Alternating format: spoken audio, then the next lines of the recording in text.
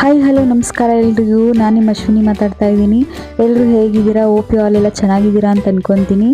ಈ ವ್ಲಾಗ್ ಬಂದು ನಮ್ಮ ಮನೆಯವರ ಅಕ್ಕನ ಮಗಳದು ಬರ್ಡೇ ದಿನದ ಇನ್ನೊಂದು ದಿನದ ವ್ಲಾಗ್ ಆಗಿರುತ್ತೆ. ಇವತ್ತಿನ ದಿನ ನಾವು ಬುಧವಾರ ಆಗಿರೋದ್ರಿಂದ ಬೇತಾಳೇಶ್ವರ ದೇವಸ್ಥಾನಕ್ಕೆ ಹೊರಡ್ತಾ ಇದ್ದೀವಿ. ನಮ್ಮ ಮನೆಯಿಂದ 1 ಕಿಲೋಮೀಟ್ರ್ ಡಿಸ್ಟೆನ್ಸಲ್ಲಿದೆ ದೇವಸ್ಥಾನ. ಆ ಮನೆಯಲ್ಲೆಲ್ಲ ಪೂಜೆನ ಮುಗಿಸಿ ಆಮೇಲೆ ನಾವು ದೇವಸ್ಥಾನಕ್ಕೆ ಹೊರಡ್ತಾ ಇದ್ದೀನಿ. ಪೂಜೆ ಎಲ್ಲ ಆಗಿದೆ. ನಾನು ರೆಡಿ ಆಗಿಬಿಟ್ಟು ಸುಮ್ಮನೆ ಕನ್ನಡಿ ಮುಂದೆ ಒಂದು ವೀಡಿಯೋ ಬೈಟನ್ನು ತೊಗೊತಾ ಇದ್ದೀನಿ. ನಾನು ಈ ರೀತಿ ಚೂಡಿದಾರನ್ನ ಹಾಕ್ಕೊಂಡು ರೆಡಿಯಾಗಿದ್ದೀನಿ. ಅಕ್ಕ ಕೂಡ ಬೆಳಗ್ಗೆ ಎದ್ದು ಸ್ನಾನ ಮುಗಿಸಿ ಪೂಜೆ ಎಲ್ಲ ದೇವರೆಲ್ಲ ಮುಗಿಸಿ ಅವರು ಕೂಡ ರೆಡಿಯಾಗಿ ಕೂತಿದ್ರು ದೇವಸ್ಥಾನಕ್ಕೆ ಹೊರಡೋದು ಅಂತೇಳಿ.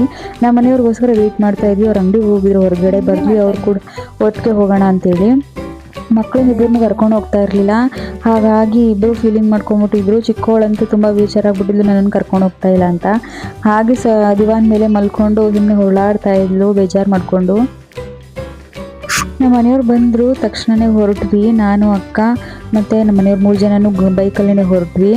ಬಂದಮೇಲೆ ಅಲ್ಲಿಂದ ದೇವಸ್ಥಾನ ಮುಗಿಸ್ಕೊಂಡು ಬಂದು ಸ್ವಲ್ಪ ಶಾಪಿಂಗ್ ಅಂತೇಳಿ ಮೈಸೂರು ಸಿಟಿಗೆ ಹೋಗಬೇಕಾಗಿತ್ತು, ಸಿಟಿ ಒಳಗಡೆಗೆ.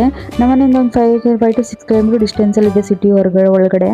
ಅಲ್ಲಿ ಹೋಗಿ ಬಟ್ಟೆ ಸ್ವಲ್ಪ ತೊಗೊಂಬರ್ಬೇಕಾಗಿತ್ತು ಬರ್ಡೇಗಳಿಗೆ. ಹಾಗಾಗಿ ಇಬ್ಬರು ಫಸ್ಟ್ ದೇವಸ್ಥಾನಕ್ಕೆ ಹೋಗಿದ್ದು ಪೂಜೆ ಮುಗಿಸ್ಕೊಂಬರೋಣ ದರ್ಶನ ಮಾಡಿಕೊಂಡು ಅಂತ ಹೊರಡ್ತಾ ಇದ್ದೀವಿ. ನಾವು ಪ್ರತಿ ವಾರನೂ ಹೋಗ್ತೀವಿ, ಟ್ರೈ ಮಾಡ್ತೀವಿ ಆದಷ್ಟು. ಮಾರ್ನಿಂಗ್ ಆಗಲಿಲ್ಲ ಅಂದರೆ ಈವ್ನಿಂಗಾರು ಹೋಗಿ ಕೈ ಮುಕ್ಕೊಂಡು ಮಂಗಳಾರತಿ ಏನಾದರೂ ತೊಗೊಂಡು ಬರ್ತೀವಿ. ಅಕ್ಕ ಬಂದಾಗ ಹೋಗ್ತಾ ಇರ್ತಾರೆ, ಅವ್ರ ಅಪರೂಪಕ್ಕೆ ಬರೋದಲ್ವ, ಹಾಗಾಗಿ ಅವ್ರನ್ನು ಕರ್ಕೊಂಡು ಹೋಗ್ತೀವಿ. ಅವರು ಬಂದಿದ್ದರು.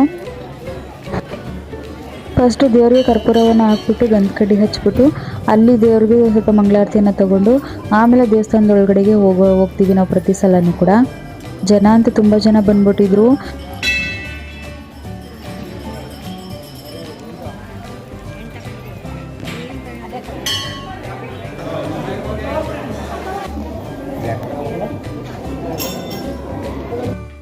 ಗರ್ಭಗುಡಿ ಮುಂದೆಗಡೆ ಯಾರೋ ಹೂ ಕೇಳೋಕ್ಕೆ ಅಂತ ಕೂತಿದ್ರು. ಯಾರೋ ಬೇಕಾದರೂ ಕೂಡ ಹೂವನ್ನ ಕೇಳ್ಬೋದು. ಪ್ರತಿ ಬುಧವಾರ ಹೂ ಕೇಳೋದು ಪದ್ಧತಿ ಇದೆ ಇಲ್ಲಿ. ಬಂದ ಭಕ್ತಾದಿಗಳು ಯಾರು ಅಪೇಕ್ಷೆ ಮಾಡ್ತಾರೋ ಅವ್ರು ಬಂದು ಹೂವನ್ನು ಕೇಳಿ ಪ್ರಸಾದವನ್ನು ತಗೋಬೋದು.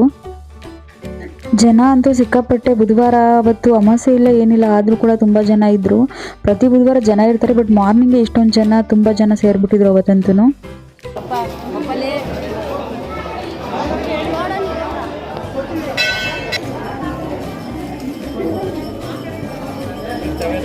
ಮಂಗಳಾರತಿ ತೀರ್ಥವನ್ನು ತಗೊಂಡು ನಾನು ಮುಂದೆ ಹೊರಟೆ. ಈ ದೇವಸ್ಥಾನದ ವಿಶೇಷತೆ ಏನು ಅಂತಂದರೆ ಗಂಧ ಮತ್ತು ಕುಂಕುಮ ಮತ್ತು ಒಂದು ಗಂಧ ಮನೆಗೆ ತೊಗೊಂಡು ಹೋಗೋರಿಗೆ ಅಂತೇಳಿ ಒಂದು ಚೀಟಿಗಳು, ಹಾಗೆ ಒಂದು ಕನ್ನಡಿಯನ್ನು ಕೂಡ ಇಟ್ಟಿರ್ತಾರೆ, ಒರೆಸೋದಕ್ಕೆ ಬಟ್ಟೆಯನ್ನು ಕೂಡ ಇಟ್ಟಿರ್ತಾರೆ.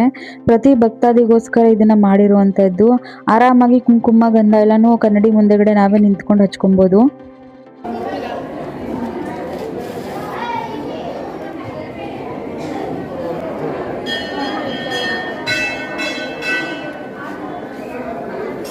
ಗಂಧ ತೀರ್ಥವನ್ನು ಹಾಕ್ಕೊಂಡು ಮುಂದೆ ದೇವರು ಸುತ್ತ ಒಂದು ಸುತ್ತು ಬರೋಣ ಅಂತೇಳಿ ಹೊರಡ್ತಾ ಇದ್ದೀನಿ. ದೇವ್ರ ಹಿಂದೆಗಡೆನೂ ಕೂಡ ನಮಸ್ಕಾರ ಹಾಕ್ಕೊಂಡು ಪ್ರತಿ ಸತ ಬಂದು ದೇವಸ್ಥಾನದಲ್ಲಿ ಕೂತ್ಕೊಂಡು ಆ ಬೋರ್ಡಲ್ಲಿ ಮುಂದೆಗಡೆ ದೇವಸ್ಥಾನದ ಗರ್ಭಗುಡಿ ಮೇಲ್ಗಡೆ ಸ್ತೋತ್ರವನ್ನು ಹಾಕಿರ್ತಾರೆ ಅಮ್ಮನವ್ರದ್ದು. ಆ ಸ್ತೋತ್ರವನ್ನು ಓದ್ಬಿಟ್ಟೆ ನಾವು ಇಲ್ಲಿಂದ ಹೊರಡುವಂಥದ್ದು ದೇವಸ್ಥಾನದಿಂದ.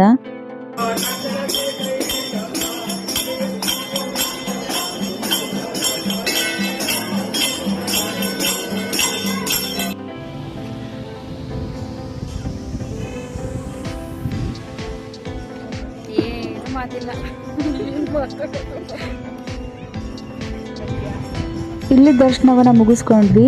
ಈ ದೇವಸ್ಥಾನ ಇರೋದು ಬನ್ನೂರು ಟು ಮೈಸೂರು ಹೋಗುವಾಗ ರೈಟ್ ಸೈಡ್ಗೆ ಸಿಗುವಂಥದ್ದು. ಇದು ಲೆಫ್ಟ್ ಸೈಡ್ಗೆ ಹೋದರೆ ಊರು ಒಳಗಡೆ ಇದೆ, ಬುಗುತ್ಕಳ್ಳಿ ಒಳಗಡೆ ದೇವರಿದೆ. ಅದು ಮೇಯ್ನು ಊರು ಒಳಗಡೆ ಇರುವಂತಹ ದೇವರದು. ಅಲ್ಲಿಗೆ ನಾವು ಇಲ್ಲಿ ದರ್ಶನವನ್ನು ಮುಗಿಸ್ಕೊಂಡು 3 ಜನ ಕೂಡ ಅಲ್ಲಿಗೆ ನಾವೀಗ ಹೊರಡ್ತಾ ಇದ್ದೀವಿ.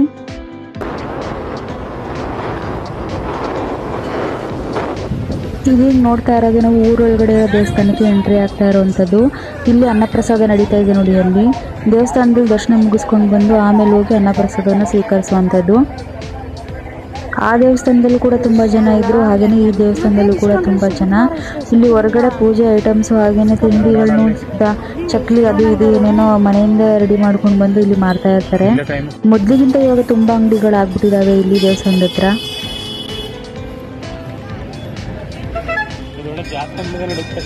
ಪ್ರತಿ ಬುಧವಾರ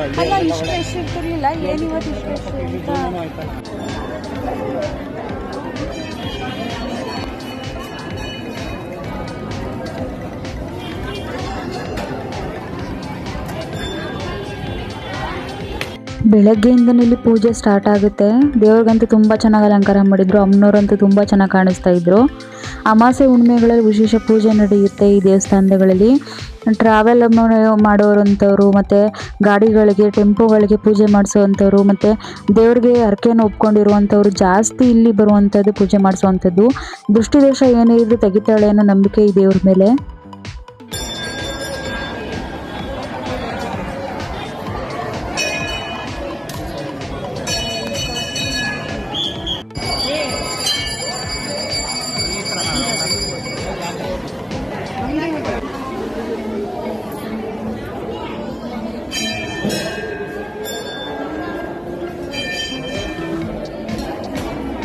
ತೀರ್ಥ ಹಾಗೂ ಹೂವನ್ನು ತಗೊಂಡು ಹಾಗೆ ಮುಂದೆ ಬಂದರೆ ಇಲ್ಲಿ ದೇವ್ರದ್ದು ಹೊರಗಡೆ ಒಂದು ವಿಗ್ರಹವನ್ನು ಮಾಡಿ ಇಟ್ಟಿದ್ದಾರೆ ದರ್ಶನಕ್ಕೆ ಅಂತೇಳಿ. ಇಲ್ಲಿ ಕೂಡ ನಮಸ್ಕಾರವನ್ನು ಹಾಕೊಂಡ್ವಿ. ಅದಕ್ಕೂ ಕೂಡ ತುಂಬ ಚೆನ್ನಾಗಿ ಅಲಂಕಾರವನ್ನು ಮಾಡಿದರು.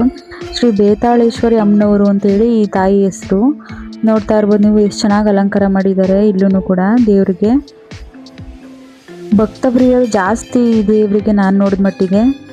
ಹಾಗೆ ದೇವ್ರ ಹತ್ರ ಸ್ವಲ್ಪ ಹೊತ್ತು ಕೂತಿದ್ದು ನೆಕ್ಸ್ಟು ದಾಸೋಹದ ಹತ್ರ ಬಂದ್ವಿ. ಇಲ್ಲಿ ಅನ್ನ ಸಾರು ಪಾಯಸವನ್ನು ಮಾಡಿದ್ರು. ಹುಳಿ ಕಳ್ಸಾರು ಪಾಯಸ. ಬೆಳಗ್ಗೆ ಹೊತ್ತು ಬಂದರೆ ಉಪ್ಪಿಟ್ಟಲ್ಲಿ ಖಾರ ಭಾತನ ಮಾಡಿರ್ತಾರೆ. ಅದಂತೂ ತುಂಬ ಟೇಸ್ಟಿಯಾಗಿ ಮಾಡಿರ್ತಾರೆ. ತುಂಬ ಸಲ ಟ್ರೈ ಮಾಡಿದ್ದೀನಿ ಇಲ್ಲಿ ಬಂದು ದಾಸೋಹವನ್ನು ಸ್ವೀಕರಿಸಿದಂಥ ಸಂದರ್ಭದಲ್ಲಿ. ಊಟದಲ್ಲೂ ಕೂಡ ತುಂಬ ಜನ ಇದ್ದರು. ಆ ತಟ್ಟೆಗಳು ಎಲ್ಲ ನಾವೇ ವಾಶ್ ಮಾಡಬೇಕು. ನೆಲ್ಲಿ ಹಾಗೂ ಎಲ್ಲ ವ್ಯವಸ್ಥೆನೂ ಕೂಡ ಚೆನ್ನಾಗಿ ಮಾಡಿದ್ದಾರೆ ದೇವಸ್ಥಾನದಲ್ಲಿ.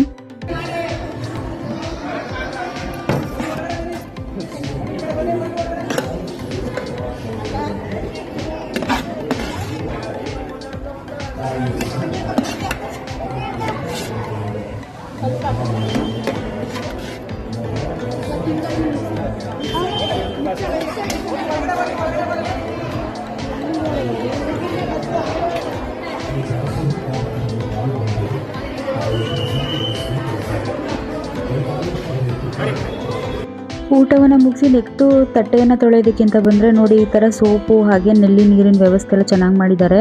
ನಾವೇ ತಟ್ಟೆನ ವಾಶ್ ಮಾಡಿಕೊಂಡು ನೀಟಾಗಿ ತೊಗೊಂಡೋಗಿ ಇಡಬೇಕು ಅಲ್ಲಿ. ಹಾಗೆ ಕುಡಿಯೋ ನೀರಿನ ವ್ಯವಸ್ಥೆಯನ್ನು ಕೂಡ ಚೆನ್ನಾಗಿ ಮಾಡಿದ್ದಾರೆ ದೇವಸ್ಥಾನದಲ್ಲಿ. ಅಲ್ಲೆಲ್ಲ ಮುಗಿಸ್ಕೊಂಡು ಆಮೇಲೆ ಮಾರ್ಕೆಟ್ಗೆ ಅಂತೇಳಿ ಬಿಸಿಲು ಬೇಡ ಬೈಕಲ್ಲಿಲ್ಲ ಅಂತೇಳಿ ರ್ಯಾಪಿಡೋ ಆಟೋ ಬುಕ್ ಮಾಡಿಕೊಂಡು ಸೀದಾ ಮಾರ್ಕೆಟಿಗೆ ಬಂದ್ವಿ ನಾವು. ಮೈಸೂರು ಮಾರ್ಕೆಟಿಗೆ, KR ಮಾರ್ಕೆಟಿಗೆ. ಸ್ವಲ್ಪ ಹಣ್ಣುಗಳು ಹಾಗೆ ಸ್ವಲ್ಪ ಬಟ್ಟೆ ಎಲ್ಲ ತೊಗೋಬೇಕಾಗಿತ್ತು, ಹಾಗಾಗಿ ಬಂದಿದ್ವಿ. ಹೇಳಿದ್ವಲ್ಲ ಮೊದಲೇನೆ ಹಾಗೆ.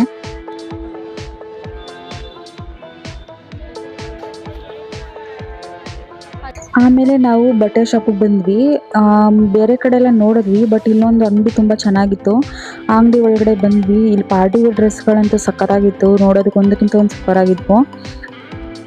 ಆಮೇಲೆ ಮೇಲ್ಗಡೆ ಸೆಕ್ಷನಲ್ಲಿ ಇದೆ ಮಕ್ಕಳದು ಅಂತ ಹೇಳ್ಬಿಟ್ಟು ಮೇಲ್ಗಡೆ ಹೋಗ್ತಾ ಇದ್ದೀವಿ. ಮೇಲ್ಗಡೆ ಸೆಕ್ಷನ್ಗೆ ಮಕ್ಕಳು ಬಟ್ಟೆ. ಅವಳಿಗಂತೂ ಸ್ವಲ್ಪ ವೆಸ್ಟರ್ನಾಗಿ ತರಬೇಕು ಅನ್ನೋ ಐಡಿಯಾ ಇತ್ತು ನಮಗೆ.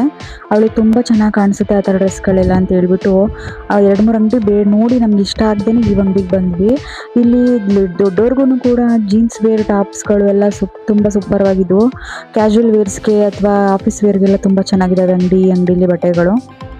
ಫೈನಲ್ ಆಗಿ ನಾವು ಈ ಡ್ರೆಸ್ನ ಅವಳಿಗೆ ಸೆಲೆಕ್ಟ್ ಮಾಡ್ಕೊಂಡ್ವಿ. ವೈಟ್ ಕಲರು ಮತ್ತು ಬ್ಲೂ ಜೀನ್ಸ್ದು. ಅದು ತುಂಬ ಸಣ್ಣ ಇರೋದ್ರಿಂದ ಸ್ವಲ್ಪ ಆಗುತ್ತೆ ಇಲ್ವೋ ಅನ್ನೋ ಡೌಟ್ ಕೂಡ ಇತ್ತು ನಮಗೆ. ಬಟ್ ಇದು ಫ್ಲೆಕ್ಸಿಬಲ್ ಇರೋದ್ರಿಂದ ಚೆನ್ನಾಗಾಗುತ್ತೆ ಅಂತೇಳಿ ಇದನ್ನೇ ಸೆಲೆಕ್ಟ್ ಮಾಡ್ಕೊಂಡ್ವಿ ಇಲ್ಲಿ ಫೈನಲ್ ಆಗಿ. ಪುನಃ ಮಾರ್ಕೆಟ್ ಹತ್ರನೇ ಒಳಗಡೆನೆ ಬಂದ್ವಿ. ನಮ್ಮ ಮನೆಯವರಿಗಂತೂ ಮಾವಿನ ಹಣ್ಣು ಅಂದರೆ ತುಂಬ ಇಷ್ಟ. ಮನೇಲಿ ಆಫೀಸಿಂದ ಬರುವಾಗಲೂ ಕೂಡ ತರ್ತಾ ಇರ್ತಾರೆ. ಬಟ್ ಅಲ್ಲಿ ನೋಡಿದ ತಕ್ಷಣ ತೊಗೋಬೇಕು ಅಂತ ಅನ್ನಿಸ್ತು. ನಾನು ತೊಗೋಬೇಡಿ ಅಂತ ಅವ್ರು ತೊಗೊಳ್ಳೋಣ ಅಂತ, ನನ್ನ ಮನೇಲೇ ಇದೆ ಬೇಡ ಅಂತ ಇಬ್ಬರಿಗೂ ಸ್ವಲ್ಪ ವಾರ ನಡೀತು. ಆದರೂ ಕೂಡ ಅವರೇ ಗೆದ್ದರು. ಅವರು ಮಾವಿನ ಹಣ್ಣನ್ನು ಇಲ್ಕೊಂಡ್ರು ತೊಗೊಳ್ಳೋದೇನೆ. ಅದು ಹಣ್ಣು ತುಂಬ ಫೇವ್ರೇಟ್ ಅವ್ರಿಗೆ ಮಾವಿನ ಹಣ್ಣು. ಹಾಗೆ ನಾನು ನಮ್ಮ ಪುಟಾಣಿಗೆ ಬರ್ತ್ಡೇಗೆ ಅಂತ ಹೇಳಿ ಅವಳಿಗೆ ಸ್ಲಿಪ್ಪರ್ ಕೊಡ್ಸೋಣ ಅಂತೇಳಿ ಸ್ಲಿಪ್ಪರ್ ಕೊಡಿಸ್ದೆ. ಅವಳಿಗೆ ಇಷ್ಟ ಆಗೋ ಥರನೇ ವೆಸ್ಟರ್ನ್ ಸ್ಟೈಲನ್ನೇ ಕೊಡಿಸ್ದೆ. ಅದನ್ನು ವೀಡಿಯೋ ಮಾಡ್ಕೊಳಕ್ಕಾಗಲಿಲ್ಲ. ಸೊ ಪರ್ಚೇಸಿಂಗಲ್ಲಿ ತುಂಬ ಜನ ಇದ್ದರು. ಸೊ ಅದನ್ನೆಲ್ಲ ರೆಕಾರ್ಡ್ ಮಾಡ್ಕೊಳಕ್ಕಾಗಲಿಲ್ಲ. ಆಮೇಲೆ ಎಲ್ಲ ಮುಗಿಸ್ಕೊಂಡು ಸೀದಾ ಮನೆಗೆ ಬಂದ್ವಿ. ನೆಕ್ಸ್ಟು ಬರ್ಡೇ ದಿನ ಹೇಗಿತ್ತು ಅಂತ ಇವಾಗ ನೋಡಿ.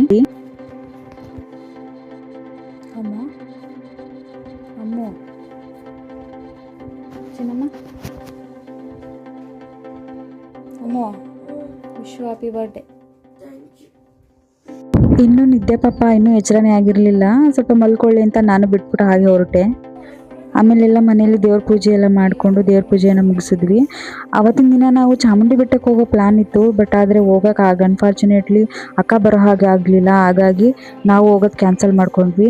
ರಾಯರ ಮಠ ಹೇಗೂ ಗುರುವಾರ ಬಿದ್ದಿದೆ, ರಾಯರ ಮಠಕ್ಕೆ ಹೋಗೋಣ ಅಂತೇಳಿ ನಮ್ಮ ಮನೆಯವ್ರು ಆಫೀಸ್ಗೆ ಹೋಗೋಕ್ಕೂ ಮುಂಚೆನೇ ಬೇಗನೆ ಎದ್ದು ಸ್ನಾನ ಎಲ್ಲ ಮುಗಿಸಿ ರಾಯರ ಮಠಕ್ಕೆ ಅಂತೇಳಿ 3 ಜನ, ನಾನು, ಅಮ್ಮು ಮತ್ತು ನಮ್ಮ ಮನೆಯವ್ರು 3 ಜನನೂ ಗಾಡಿ ತೊಗೊಂಡು ರಾಯರ ಮಠಕ್ಕೆ ಅಂತೇಳಿ ಹೊರಟ್ವಿ.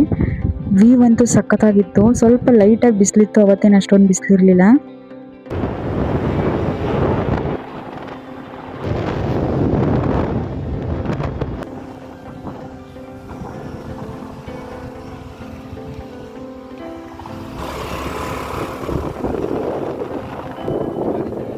ಬೆಳಗ್ಗೆ ಆದ್ರೂ ಇಷ್ಟೊಂದು ಜನ ಇದ್ದಾರಲ್ಲ.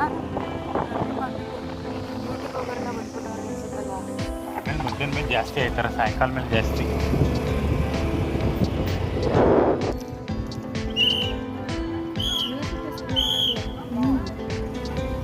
ಗುರುವಾರ ಡೈಲಿ ಇರುತ್ತೆ.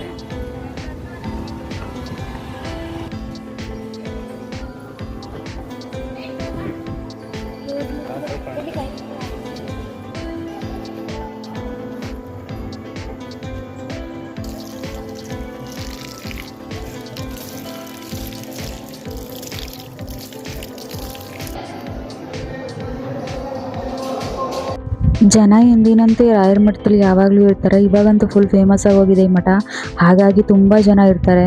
ನಾವು ಹೋಗೋಷ್ಟೊತ್ತಿಗೆ ದೇವ್ರದ್ದು ಸ್ಕ್ರೀನೆಲ್ಲ ಎಳೆದುಬಿಟ್ಟಿದ್ರು. ಏನಕ್ಕೆ ಅಂತಂದರೆ ಇವಾಗ ಕನಕಾಭಿಷೇಕ ನಡೆಯುತ್ತೆ, ಹಾಗಾಗಿ ಜನ ಇಲ್ಲೇ ಕೂರಲಿ ಅಂತ ಹೇಳಿ ಮುಚ್ಚಿಬಿಟ್ಟಿರ್ತಾರೆ. ನಾವು ಹೊರಗಡೆಯಿಂದನೇ ಸ್ವಲ್ಪ ನೋಡಿದ್ವಿ, ಜನನೂ ತುಂಬ ಇದ್ದರು. ಫಸ್ಟ್ ಹೋಗಿ ಇವ್ರಿಗೆ ಆಫೀಸಿಗೆ ಬೇರೆ ಲೇಟ್ ಆಗ್ತಿತ್ತು, ಹಾಗಾಗಿ ಫಸ್ಟು ಹೋಗಿ ಪ್ರಸಾದ ತಿನ್ಕೊಂಡು ಬಂದ್ಬಿಡೋಣ, ಆಮೇಲೆ ದರ್ಶನ ಮಾಡ್ಕೊಂಡು ಹೋಗೋಣ ಅಂತ ಹೇಳ್ಬಿಟ್ಟು ನಾವೀಗ ಊಟತಾಲಿಗೆ ಹೊರಡ್ತಾ ಇದ್ದೀವಿ. ಊಟತಾಲಲ್ಲೂ ಸ್ವಲ್ಪ ಜನ ಇದ್ದರು, ಕೆಳಗಡೆ ಸ್ವಲ್ಪ ಲಾಕ್ ಮಾಡಿಬಿಟ್ಟಿದ್ರು, ಸ್ವಲ್ಪ ಜನ ಇರಲಿ ಕನಕಾಭಿಷೇಕಕ್ಕೆ ಅಂತ ಹೇಳಿಬಿಟ್ಟು. ನಾವು ಬಂದು ಫಸ್ಟು ಪ್ರಸಾದ ತೊಗೊಂಡ್ವಿ. ಮಾರ್ನಿಂಗ್ ಹೊತ್ತು ಬಂದರೆ ಇಲ್ಲಿ ಖಾರ ಪೊಂಗಲ್ ಪ್ರಸಾದವನ್ನಾಗಿ ಕೊಡ್ತಾರೆ. ಮಧ್ಯಾಹ್ನ ಟೈಮು ವಾಂಗಿಬಾತ್ ಇರುತ್ತೆ, ಮತ್ತು ಸಂಜೆ ಟೈಮು ಅನ್ನ ಸಾಂಬಾರು ಪಾಯಸ ಎಲ್ಲ ಇರುತ್ತೆ. ಊಟ ಮುಗಿಸ್ಕೊಂಡು ಬರೋದಕ್ಕೆ ಕರೆಕ್ಟಾಗಿ ದೇವ್ರದ್ದು ಅಲಂಕಾರ ಎಲ್ಲ ಪೂರ್ತಿ ಎಲ್ಲ ಮಾಡಿ ಓಪನ್ ಆಗಿತ್ತು. ಹಾಗೆ ಮಹಾಮಂಗಳಾರತಿ ನಡೀತಾ ಇತ್ತು. ಮಹಾಮಂಗಳಾರತಿ ನೋಡುವಂಥ ಭಾಗ್ಯ ನಮಗೂ ಕೂಡ ಸಿಕ್ತು. ದೇವರಲ್ಲಿ ಎಲ್ರಿಗೂ ಒಳ್ಳೇದು ಮಾಡು, ಎಲ್ರಿಗೂ ಆಯುಷ್ಯ ಆರೋಗ್ಯ ಐಶ್ವರ್ಯ ಕೊಟ್ಟು ಕಾಪಾಡು ಅಂತೇಳಿ ಕೇಳಿಕೊಂಡು ನಾವು ಪ್ರಾರ್ಥನೆಯನ್ನು ಕೂಡ ಮಾಡಿಕೊಂಡೆ.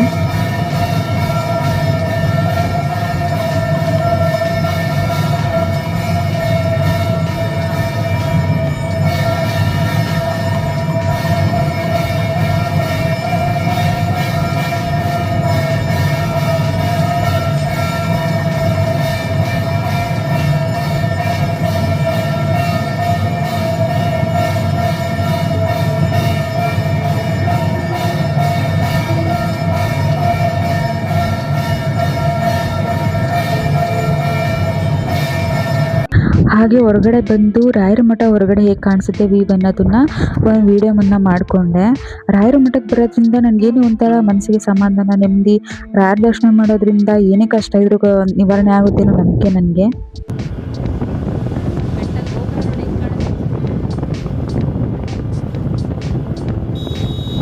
ಮಹಿಷಾಸುರ ಮಲಗಿರೋ ಶೇಪಲ್ಲಿ ಇರೋದು, ಮರ್ದನ ಮಾಡಿರೋ ಶೇಪಲ್ಲಿ ಇರೋದು ಬೆಟ್ಟ. ಆಲ್ ಟೈಮ್ ಫೇವ್ರೆಟ್ ಚಾಮುಂಡಿ ಬೆಟ್ಟ. ಬರ್ಡೇ ಗರ್ಲ್ಗೆ ಫೋಟೋಶೂಟು ಮತ್ತು ರೀಲ್ಸ್ ಮೇಕಿಂಗ್ ಎಲ್ಲ ನಡೀತಾ ಇತ್ತು. ನಾನು, ನನ್ನ ಹಸ್ಬೆಂಡ್ ಮತ್ತು ನಮ್ಮ ಆಶಿ ಎಲ್ಲ ಹೋಗಿ ಕೇಕ್ನ ತೊಗೊಂಡು ಬಂದ್ವಿ ಸಾಯಂಕಾಲ.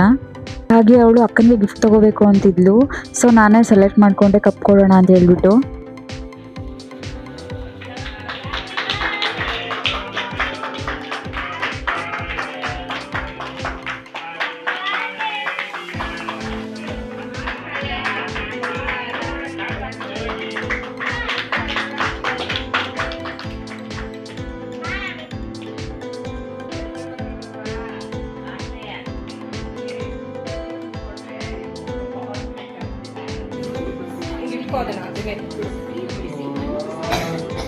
ಚೆನ್ನಾಯ್ತಾ?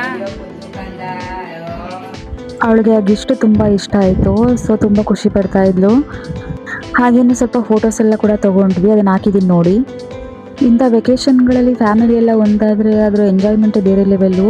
ನಾನೀ ಕುಟುಂಬಕ್ಕೆ ಬಂದಾಗಿಂದ ಸುಮಾರು ಸಲ ಈ ಥರ ಈಗ ವೆಕೇಷನ್ಸ್ ನೋಡಿದ್ದೀನಿ. ತುಂಬ ಎಂಜಾಯ್ ಮಾಡ್ತೀವಲ್ಲ ನಾವೆಲ್ಲ ಸೇರಿಕೊಂಡಾಗ. ಒಂಥರ ಹೊಸ ಫ್ಯಾಮಿಲಿ ಅಂತ ಅನ್ಸೋದೇ ಇಲ್ಲ ನನಗೆ. ಮನೆಯವ್ರ ಅಕ್ಕಂದ್ರು ಅಷ್ಟೇ ಸ್ವಂತ ತಂಗಿ ಥರ ಟ್ರೀಟ್ ಮಾಡ್ತಾರೆ. ನಾನು ಕೂಡ ಅವ್ರನ್ನ ಅಕ್ಕಂದ್ರಿಲ್ಲ, ಸೊ ಅಕ್ಕನ ಥರನೇ ಟ್ರೀಟ್ ಮಾಡ್ಕೊತೀನಿ. ಇಬ್ಬರು ಕೂಡ ಹೊಂದಾಣಿಕೆಯಿಂದ ಇದ್ದೀವಿ ನಾವುಗಳು.